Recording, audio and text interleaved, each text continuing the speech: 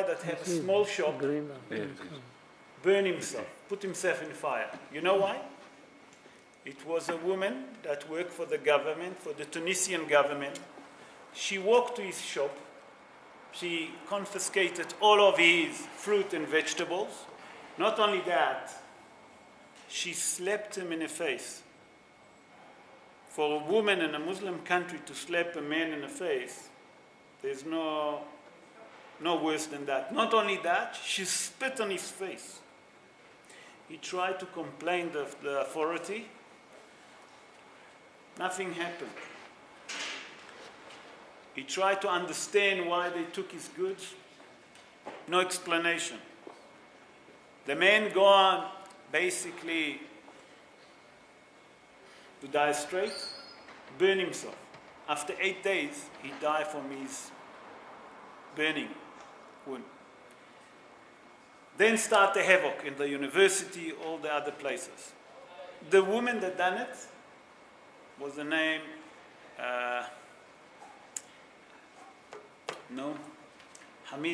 Famida Hamidi. She was the woman that slapped the man. The man was his name, Mohammed El-Hazazi, I think. I'm not sure about it. That caused all the uprising at the university, all the highly education. That's how it started. And then, as Rachel mentioned, it's gone to Facebook. And it started in Tunisia. It moved on from there to Syria, to Iraq. We saw that it moved to Egypt, Yemen, Algeria, and many other small countries that it even reached to, Turkey. It started, but they managed to control it. Then it moved to Jordan, that they managed to control it. But that was the Arab Spring, an uprising and changing of government in a Muslim country. But is there is a source to it in a prophecy of our prophet? That's what we have to understand. And then we'll understand why. Rabbi Levy, what's the subject tonight? Sorry? The subject, the Arab Spring. You never heard about the Arab Spring. I just explained what is the Arab Spring. Norma, will you explain to him? I don't want to disturb because it's all get recorded. Okay, so the source to it, the first source that I'm going to bring, that actually the Malbim. Who was the Malbim? The Malbim was, I don't know how many of you heard about Rabbi Meir Lebush Ben Yehiel Michael Weiser. He born in the Ukraine 206 years ago. He wrote a commentary on our Torah. And in his commentary on the prophet Zechariah, he asked, how will we know that the end of days are started? That is his question. And he answered. The Malvin explained, when you're going to see Bavel, it's Iraq of today, they just changed the name. When Bavel falling in the hand of Edom, that means when you see Iraq falling in the hand, Edom will get to it that they Christian, in a Christian hand, you know that the process is started. In 2003, you remember what's happened in Iraq? It was a coalition of America, England, France, I think was involved with them, Australia, Italy. It was a coalition of few countries, Christian countries, that took over Iraq. Remember? And that's in 2003, they caught Saddam Hussein. We all know the story, what's happened there.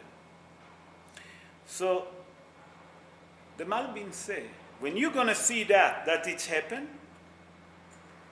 that Bavel, that's mean Iraq, falling in the hand of a Christian coalition, you know that the process has already started. That's mean 12 years ago. The process started already 13 years ago. Let's move on and we'll see now, which we're going to try to link it. The prophet Yehezkel in chapter 32, verse 17, says something very interesting. that the Malbim explain what's going to happen in the end of days. We talk in the end of days. What is the end of days? Anyone have any idea what is the end of days? Mashiach, yeah, but what Mashiach? Mashiach, we all know Mashiach, but what does it mean? Be'ezrat Hashem will do one day also a shi'ur about Mashiach. But what does it mean, the end of days? The end of days, how many of you heard the war about Gog and Magog? Everyone heard about it? No. Maybe David, you say no, you're shaking your head, but you did hear about it. Armageddon war, you did hear. Chon? Armageddon, you didn't hear? Okay. What is, before we start, I'm just going to give introduction, what is Gog and Magog? Gog and Magog.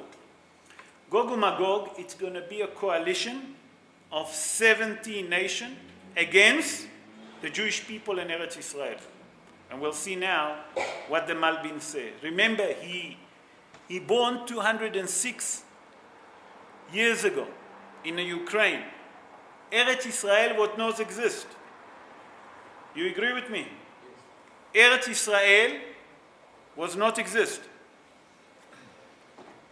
Gog and Magog. It's a coalition of 70 nations to come to take Yerushalayim from the Jewish people. And the Malbim on the prophet Yehezkel, chapter 32, verse 17, says something very interesting. Listen what he said. And he explained what's going to happen in the end of days. I'm going to read it in Hebrew, then I'm going to translate it to English. So if you don't understand, stop me. And he said like this, that what is Gog and Magog? Gog and Magog. It's a war that's going to be mainly two coalitions. The Muslim coalition and the Christian coalition that are going to join together to come, and according to them, to release Yerushalayim. You follow? And on that chapter, verse, when I say that chapter 32, verse 17, the Malbim say, V'hineh ba'et ketz, towards the end of days. V'hineh ba'et ketz, towards the end of day, remember. Ahar sheyishvu Israel al admat Israel. That means, he already told us a prophecy, the Malbim, and he explained the Navi Yehezkel that when the Jewish people are going to settle in Eretz Israel, Atidim ha'umot, he doesn't say which one yet, but he will explain. He said that it's going to be a nation. He doesn't say how many nations. He said many nations. Litasef velichvosh et Yerushalayim. It's going to be a coalition of nations to come, actually to conquer, to free Yerushalayim. Veyavo Gog, and then will come Gog. Who's Gog? Let's see what he said. Nasi, Meshech, veTuval. He said that he's the head, the president of Meshech and Tuval. We'll explain now. Me'artzot hatzafon ve'ama'arav. From the northern country and the west. What does that mean? Let's see what he says. Shehem ha'arelim. Listen to that. Shehem ha'arelim. What it means, Shehem ha'arelim? That those are the uncircumcised people. Now we're going to get to it. Shenikraim Edom, that they call them Edom. And now we explain where they come from. That they are from the son of Yefet. Remember Noah have 3 sons? That they are the children of Yefet. Hagarim be'Europa, that live where? In Europe. You understand? And then he continued and he said, that's going to join him. Paras, I don't know how many of you know, but Paras today is Persia of today. Kush, Africa. Listen, Uput, Ve'itam, Bet veGamra. He said that's going to join them. And the head of that coalition going to be Iran of today, Muslim country from Africa, with them Bet veGarma. What it means Bet veGarma? Today we know that Bet veGarma is Turkey. You remember until 10 years ago, who would ever think that Turkey going to join that against Israel? Just to give you a bit of history, I don't know how many of you know. You know who trained the Turkey army? The Turkish army? It's the Israeli Defense Force. The Israeli Defense Force trained the Turkish army. The business that they have, tourism, how many Israeli go to Turkey? We have one guy here sitting with us, Oren. Oren sell clothes. I'm promoting your business. Oren go to Turkey because he bring clothes from there. Ask him, how much business Israel give Turkey? And we know what's lately happened in Turkey, that they turn their back to us. Let's continue with what he said. Shehem kulam nimolim. He said that those are the nation that all circumcised. Who's get circumcised in the age of 13? Muslim. The Muslim, nachon. Mahzikim bedat Ishmaelim, that they're holding the religion of the Ishmaelite. Who's the Ishmaelite? Muslim. Vehem itasfu, and they're going to gather together. In Bnei Edom, together with the Christian, to conquer Eretz Israel from the Jewish people. That's it. That's what he said. So the Malbim, if we take what the Malbim said for 1 second, we're going to see a coalition of Muslim nation, Christian, going to link together. They're going to do one coalition to come to conquer Eretz Israel, to release Yerushalayim. The prophet Yehezkel continued. What's going to happen? You know where they're going to get? He said that they're going to get to Mount Olive. And in Mount Olive, HaKadosh Baruch Hu will finish the job. But the prophet Yehezkel, in chapter 38, given us a comfort. Chapter 38, verse 21, you know what the prophet Yehezkel said? Herev ish be'ahiv tiyeh. That means, Herev is a sword, Ish be'ahiv, that means brothers, those two coalitions, going to have a war amongst them. So let's stop here and let's summarize what we say. It's going to be a coalition of two different religions, Muslim and Christianity, that's going to come to conquer Eretz Israel. But when they're going to get, just before they get to Eretz Israel, they say Mount Olive, Har HaZitim. I don't know if it's Har HaZitim that he means, most probably yes. When they get there, HaKadosh Baruch Hu going to finish the job. How are they going to do that? The Malbim explained, listen to that. They're going to have a dispute, a conflict between themselves. That it's all about religion. So the war of Armageddon, the war of Gog and Magog, going to be a religious war. And it's going to be between the Christian and the Muslim.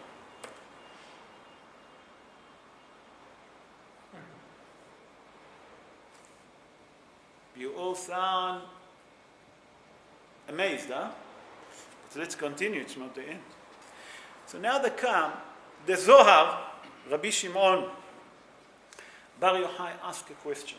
If that's the case, that you're going to bring the prophet now, Eliyahu and Navi going to come, and he's going to bring the Mashiach, that he's the Mashiach. What's going to happen? Why do we need a war? Why did HaKadosh Baruch Hu have to take from one side the Muslim, from the other side the Christian, get a 70 nation to come to conquer Eretz Israel? Why is that? Why do we need that? That's what the Zohar asked. Couldn't HaKadosh Baruch Hu send the Mashiach and make peace and everything finished? Nachon? It's going to be much easier. You agree with me, Menachem? Sure, Nachon.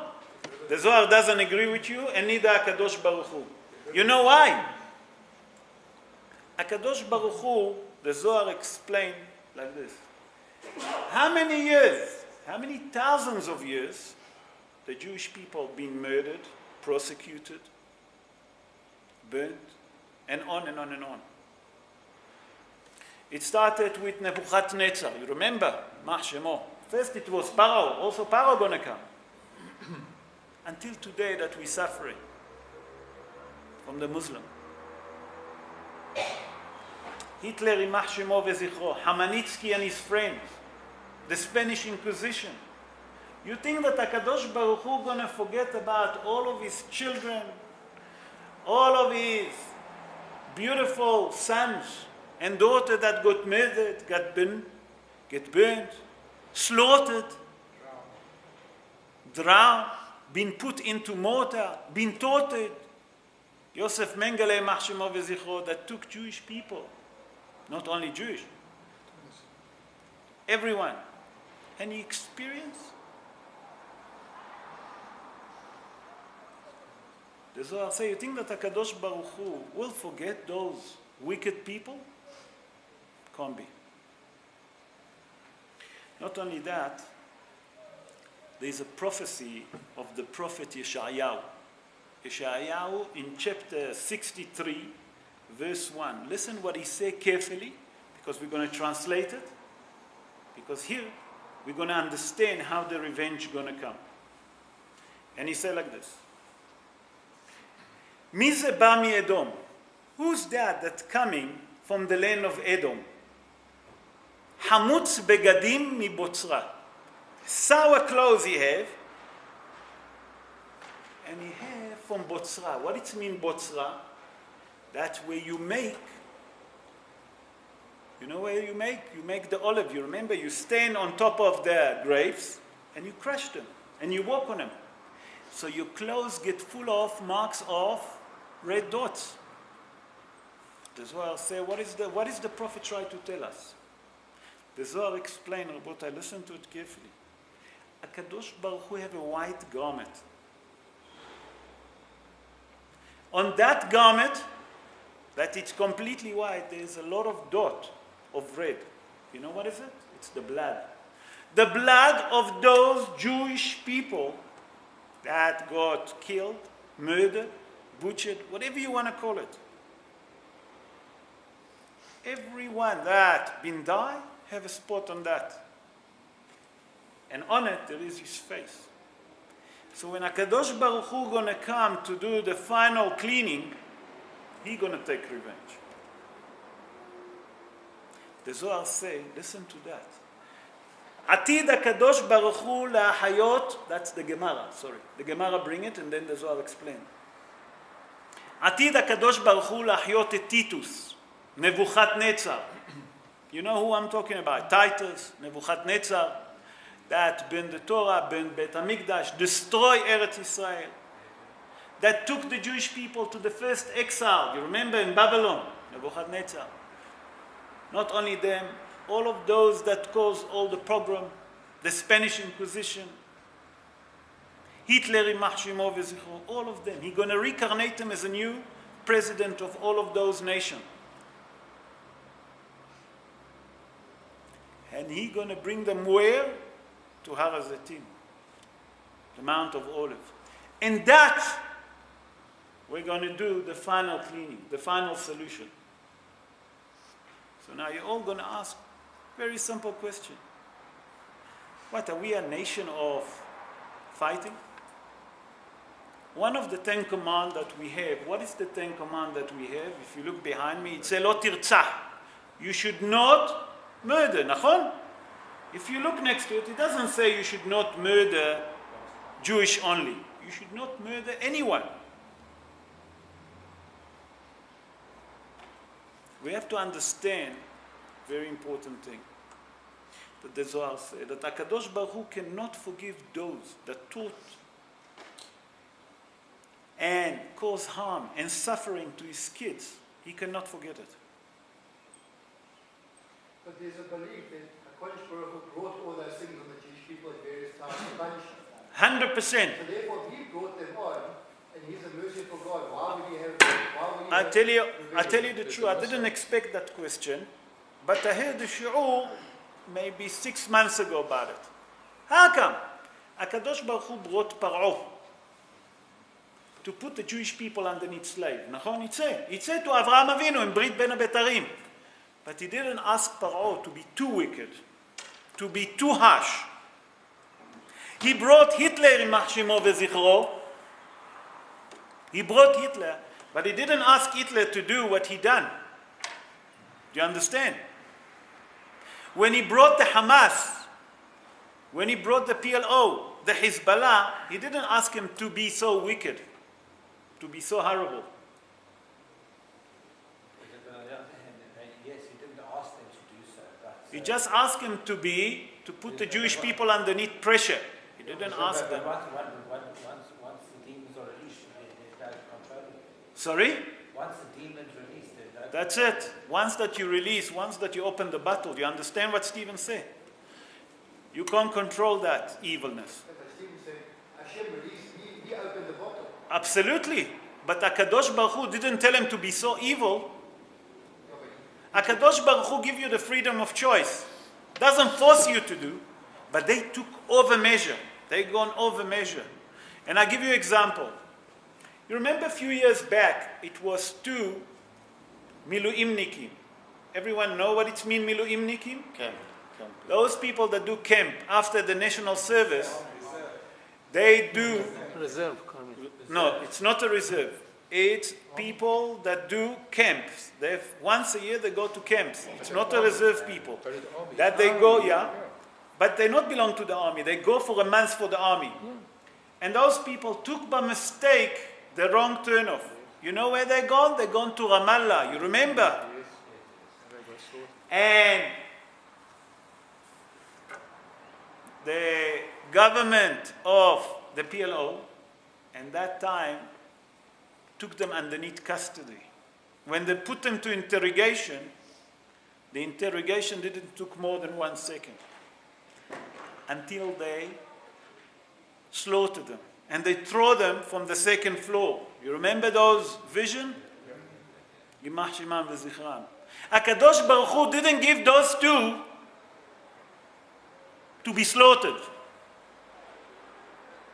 But those Muslims took the extra measure. You think that HaKadosh Baruch Hu will forget? Never. HaKadosh Baruch Hu will never forget when people harm his kids. And his chosen kids.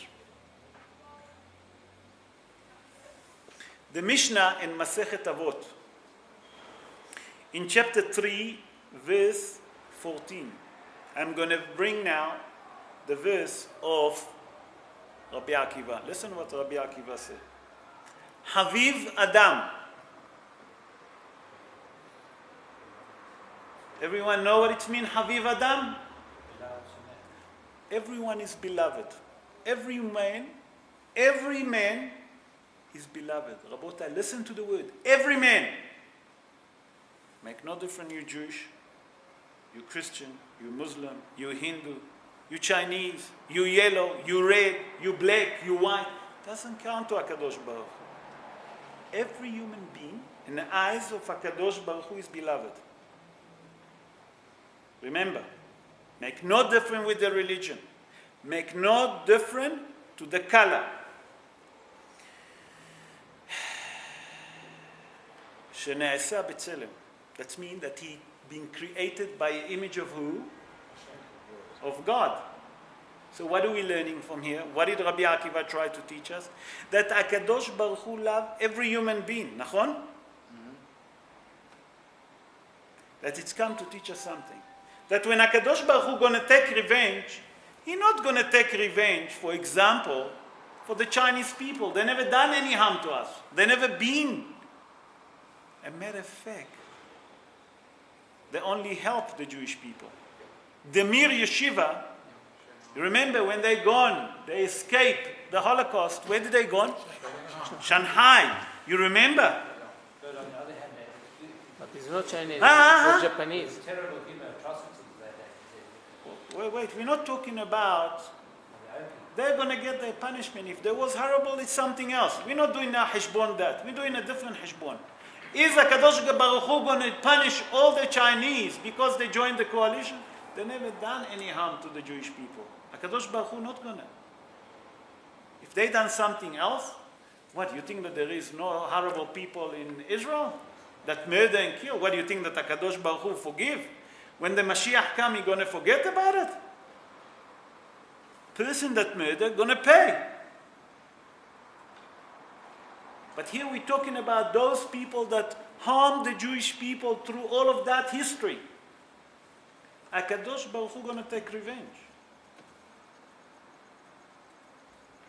But Rabbi Akiva come and teach us that everyone is important in the eyes of HaKadosh Baruch Hu. When we say you should not murder any human being, it makes no difference. No religions, no color. We have to remember that, Rabotai. Our Torah come to teach us one important thing. That human life is very important. Amalek. Sorry? Amalek, He told us to conquer Timhe et Zecher Amalek. Why? Because Amalek was the first one after we get out of Egypt to... That's it. Sorry? Especially from the back. Absolutely. והוא מזנב בך את הנחשלים. Those people that weak. We'll speak about it. There is different translation, but it's not for now. But let's go to our subject. So we see that the Torah teaches us that every human being is important. But the prophecy come and tell us that those that harm the Jewish people are going to suffer. Not only that, we have to understand one very important thing. Why did I brought it? What difference does it make to us, the Arab Spring, if all the uprising that happened in the world, we see what's happening. The world is actually in a heaven. I don't know how many of you heard today in Houston what's happening. Over 1,000 houses been washed, The floods. destroyed. The floods. Houston, Go yeah. ahead. Did you hear about it in Houston? Did you hear about it? Over 1,000 houses destroyed. Down. A half of the city underneath the water. Do you understand that? Why did HaKadosh Baruch Hu do it? Did you ask yourself? 1.5 hours only it was the rain. Huh? Only 1.5 hours. it was rain. It wasn't the Mabul yet, huh? No. This is just the preparing. 1.5 What's happening in the world today? Do we understand? All of this to wake us up. Rabotai, we are already inside the end of days. We don't realize that. We're almost there. Erev Shabbat. If Gershon say, Gershon is a prophet. We are Erev Shabbat. You know what it means? We Shabbos Eve. Please God that it's finished. Not Erev Shabbat. We want to be there. But David HaMelech tell us something very interesting. In chapter 124, you know what David HaMelech say? How he described all of this? In Tehillim, David HaMelech. You know how he described it? Lule Adonai she'aya lanu. Sorry? Say it in English. And not Hashem be for us. Okay. Yomarna Israel. The Jewish people will say, Bekom alenu Adam, Azai, Haim bela'unu. That if HaKadosh Baruch Hu wouldn't be with us, when those nations going to come, they're going to join us together. Haim bela'unu. That means that they're going to swallow us alive. Listen what he said. Beharot apam banu, that they're going to take the anger on us. That means that we have to understand one important thing. That what's happened at the moment in the world, and whatever happened in the past, and what's going to happen in the future, it's all to tell us one small message. One message. That there is a creator, there is someone that's in charge, and we, as a Jewish people, have to understand and have to believe and have to know that we have to lift out our eyes to our Father in heaven, to daven, to pray, to keep the mitzvot, not to be suffered from those wicked people. I would like to conclude, yes. But not all Jews throughout the generations have to believe that. Nachon, nachon. So why does That's exactly, because that's the freedom of choice. HaKadosh Baruch Hu give you the freedom. I'm saying the people, Why? The people that lived in Europe in the 1800s with the Pope, Nachon. they must thought that's the end. And how come the Hitler, the people in Spain in 1452? So why didn't the end of the world come Because after that? because these people, these people that, you remember what Moshe Rabbeinu said, Am keshe'orefu, stiff neck? Remember what the Torah tells us? We are a stiff neck. We are one thing. As much that we are stiff neck nation, we are Am HaNetzach. You know what it means, Am HaNetzach? Yeah, we have to stay. Huh?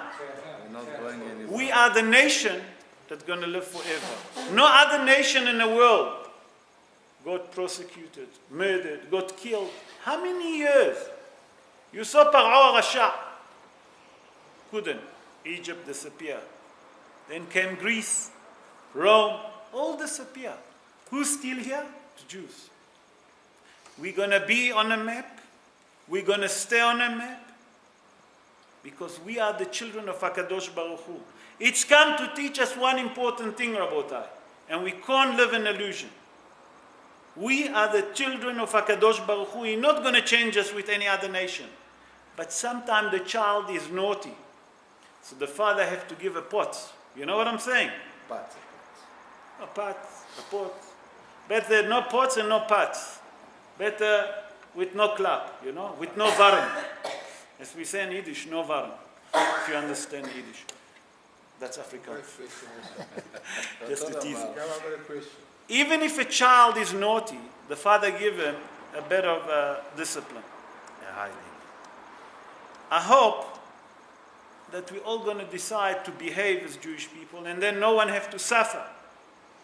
But it's come to tell us that HaKadosh Baruch Hu doing all of it for us.